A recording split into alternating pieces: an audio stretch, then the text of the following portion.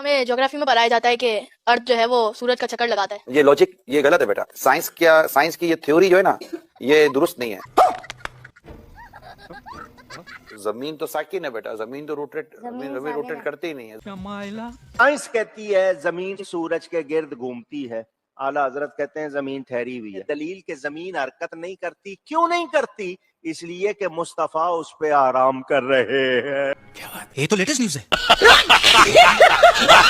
इनका नॉलेज तो कमाल का है। इन्होंने तो साइंस की ऐसी तैसी कर दी, अपने हिसाब से तो ये कुछ भी मान लेते हैं। इनसे पढ़ने वाले छात्रों की हालत तो इनसे भी खराब है। साइंस में तरक्की कर लेनी चाहिए। जी साइंस में तरक्की नहीं करनी चाहिए। साइंस में तरक्की नहीं करनी चाहिए। अभी साइंस में तरक्की नहीं, अभी सिर्फ निज़ाम मुस्तफा में तरक्की करनी चाहिए। ये बताओ कि जमीन गोल है या फ्लैट है?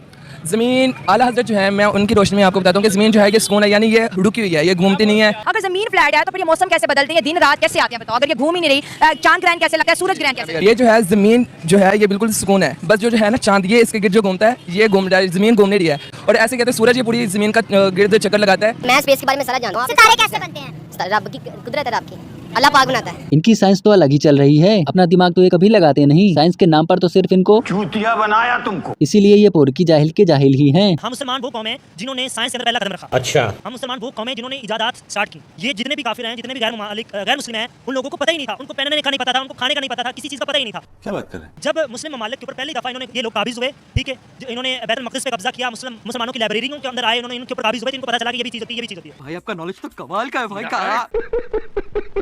ये जाहिल ऐसी ही बातें करते हैं, सच्चाई से इनका दूर तक कोई वास्ता नहीं होता। इनकी बातों से ही इनकी एजुकेशन का पता चलता है। साइंस के नाम पर तो इन्हें उल्टा सीधी चीजें ही पढ़ाई जाती हैं। एजुकेशन की हालत तो इनकी ऐसी है, आप खुद ही देखिए। हर वीडियो में इंडिया इंडिया इंडिया। हाय हाय, इंडिया के नाम से हमारी पाकिस्तानी आवाम को कितनी जलन होती है, और हमारी पाकिस्तानी बच्चों को एलिफेंट की स्पेलिंग भी नहीं आती। एलिफेंट की स्पेलिंग है 9 में पढ़ते, एलिफेंट। आज सीजन के नेम आते हैं, साइंस कभी पढ़ी है? साइंस में क्या पता है? 3-4 साल हो गए छोड़ दिया स्कूल। कारी साहब क्या पढ़ा रहे हैं? कुछ भी नहीं, खर साहब से बात कर रहा है। टीचर से बात कर रही हैं। बातें शादी करके घर आ जाते हो, अपना नाम लिख लेते हो? नहीं। 4th क्लास तक स्कूल क्या है, अपना नाम तक नहीं लिख सकता है। स्कूल गए हो कभी? नहीं। गिनती आती है? गिनती आती है 100 तक। सिर्फ 100 तक गिनती आती है, पढ़ना लिखना कुछ भी नहीं। एजुकेशन की ऐसी हालत हो रखी है पर इन पोरकियों को मुसलमान नहीं डरता। मुसलमान कहता है एटम बम बनाए, दूसरों को भी मारे, हम तो शहीद हैं। वो तो इंडिया वाले बेचारे डरपोक हैं, वो सिर्फ एटम बम बना सकते हैं, वो कुछ कर नहीं सकते। पाकिस्तान का एटम बम चला देना चाहिए। इसके सिवा और इन अनपढ़ जाहिलों को कुछ भी आता नहीं। भारत के सामने खड़े रहने की इनकी हिम्मत नहीं, बस एटम बम का नाम लेकर ही चिल्लाते रहते हैं। वहीं इनके पढ़े लिखे विशेषज्ञ, ये जो अनपढ़ों का टोला यहाँ फिरता है ना, बड़ा जाहिलों ने पढ़ा ही नहीं कि एटम बम होता क्या है। सोच लें कि हिंदुस्तान और पाकिस्तान के दरमियान एटमी जंग हो जाती है, आपका 18 करोड़ गया, आपने 4 गुना ज्यादा बर्बाद कर दिया। वो फिर 20 करोड़ का मुल्क है जो अपनी बर्बादी की खबरों का जश्न बनाती है। मुझे एक बात बताइएगा, आप लॉयर लग रहे, वकील लग रहे बाय गेटअप, तो हमारा एजुकेशन सिस्टम ज्यादा बेहतर है या फिर हमारे पड़ोसी लोग हिंदुस्तान का? क्या ख्याल है? हमारा बेहतर है। अच्छा, किस हवाले से बेहतर कि इधर के जो बच्चे पढ़ते हैं वो ज्यादातर आउट ऑफ कंट्री जाते हैं। हाँ, इंडिया के भी इधर ही पढ़ने आते हैं। ये क्या बात करता है यार? इंडिया के बच्चे भी पाकिस्तान में पढ़ने आते हैं। यहाँ पढ़े लिखे और अनपढ़ सब एक ही जैसे हैं। एजुकेशन की बात करने वाले की खुद की ही एजुकेशन खराब है। बंदे को अपनी स्पेस एजेंसी का नाम तक नहीं पता, और पता होगा भी कैसे जो स्पेस एजेंसी खुद ही विलुप्त हो। पाकिस्तान की स्पेस एजेंसी का नाम क्या आपको पता है? नहीं, मुझे आपको पता? नहीं, मुझे भी नहीं मालूम। शाबाश बेटा।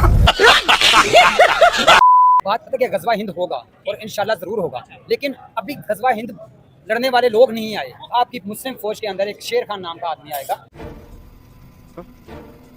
ठीक है, नेम शाह वली। जब गजवा हिंद का वक्त आएगा, आपको पता चलेगा कि ये जो आपकी आर्मी है, ये जो आपके लोग हैं, ये सबके सब इदारे हैं, ये सबके सब एक डगर पे चल चुके हैं। इन जाहिलों को इसके सिवा अपने मुल्क पर ध्यान देना चाहिए, वरना जो भी है इनके पास वो भी गवा बैठेंगे। ये पोर की हालत इनकी इतनी बुरी है, आटा तक ये अफोर्ड नहीं कर सकते, और बात करते हैं गजवाए हिंद की। आज पाकिस्तानी पब्लिक गुर्बत की वजह से, आटा महंगा होने की वजह से सड़कों पर आ चुकी है। आटा नहीं बांट रहे हैं, ये मौत बांट रहे हैं। इस कंडीशन में आटा चाहिए या कश्मीर चाहिए? ईमानदारी से बताएं, क्या जवाब देंगे? आटा, आटा। पहले कश्मीर या आटा? इस टाइम आटा। ये देखें जी साहब, मैं रैंडमली यहाँ पर लोगों से पूछ रहा हूँ, भाई इस टाइम जो कंडीशन है, कश्मीर चाहिए, आटा चाहिए? फिलहाल तो आटा चाहिए। आगे स्वाद। कल तक कश्मीर लेने वाले ये पोरकी आज आटा मांग रहे हैं। ये पोरकी इतने दोगले हैं कि मैं बता नहीं सकता। एक तरफ भारत को दुश्मन कहते हैं और दूसरी तरफ सबके सब भारत आने को तैयार हैं। इंडिया हमारा दोस्त है या दुश्मन? सच बताएं। दुश्मन। इंडिया दोस्त है या दुश्मन? इंडिया दोस्त है या दुश्मन है? दुश्मन ही है। और चाइना दोस्त है या दुश्मन है? चाइना दोस्त है। और इंडिया दुश्मन है। शाबाश बेटा। तो इससे पाकिस्तान में सूरत हाल है, क्या समझते हैं? अगर मौका मिले पाकिस्तान से जाने का, चले जाएंगे? सच बताइएगा। चले जाएंगे। ठीक है, चाहे इंडिया का मौका मिले। ऐसी बात है, जो पाकिस्तान की सिचुएशन है, ठीक है, आप क्या कहना चाहेंगे? सच बताइएगा।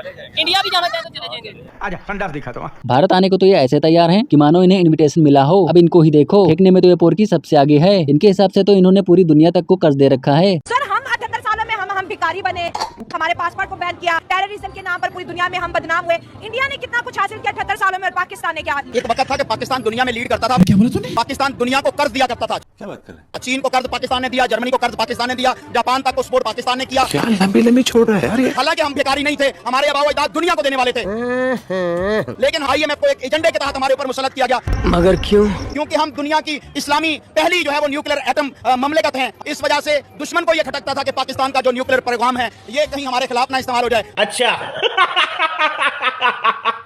कितना सच बोलते हैं ये पोर की आप खुद ही देख लो। इन्होंने तो जर्मनी और जापान तक को भी नहीं छोड़ा, पर सच्चाई इनकी कुछ और ही है। 100% पाकिस्तान एक नमक हराम मुल्क है।